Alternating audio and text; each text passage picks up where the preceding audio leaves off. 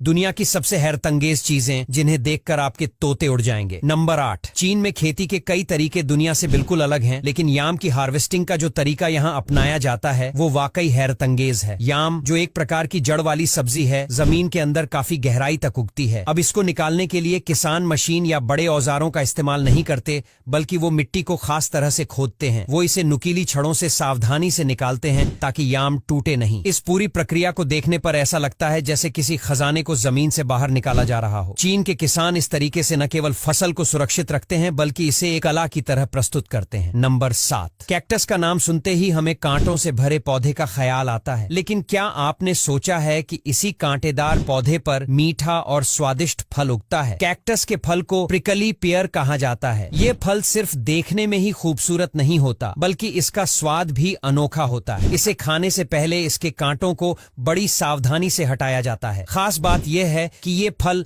गर्म और सूखे इलाकों में उगता है और इसमें शरीर को ठंडा रखने वाले गुण होते हैं। नंबर 6। जापान में आपको ऐसी चीजें देखने को मिलेंगी जो पूरी दुनिया में कहीं नहीं होती। यहाँ के ओसाका शहर में बनी गेट टावर बिल्डिंग इसका जीता जागता उदाहरण है। इस इमारत की खासियत यह है कि इसके बीचों बीच एक हाईवे गुजरता है। सोचिए, एक ऑफिस बिल्डिंग और उसके अंदर से गुजरती हुई सड़क। इसे बनाने के पीछे का कारण था जमीन की कमी, लेकिन जापान के इंजीनियर्स ने इस मुश्किल को एक बेहतरीन डिजाइन में बदल दिया। इमारत को इस तरह से डिजाइन किया गया है कि सड़क से आने वाले शोर का अंदर मौजूद लोगों पर कोई असर नहीं होता। नंबर 5। मक्के की खेती के बारे में तो हर कोई जानता है, लेकिन क्या आपने कभी काले रंग का मक्का देखा है? ब्लैक कॉर्न, जिसे पर्पल मक्का भी कहा जाता है, मुख्य रूप से पेरू में उगाया जाता है। इसका रंग गहरा बैंगनी या काला होता है और इसमें सामान्य मक्के की तुलना में अधिक पोषक तत्व होते हैं। खास बात यह है कि इस मक्के का उपयोग केवल खाने के लिए ही नहीं, बल्कि पेय पदार्थ और दवाइयों में भी होता है। पेरू के किसान इसे बड़े गर्व से उगाते हैं और यह उनकी संस्कृति का हिस्सा है। नंबर 4। समुद्र के अंदर छिपे खजाने जैसे जीवों की बात हो